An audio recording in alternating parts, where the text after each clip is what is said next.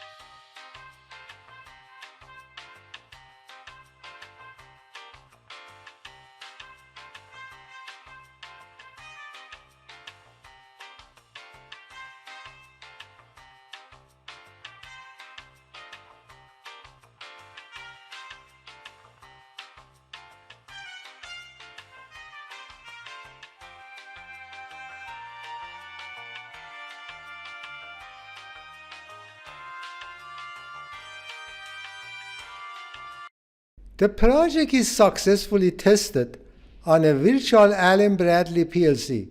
Thank you for watching and see you in the next video.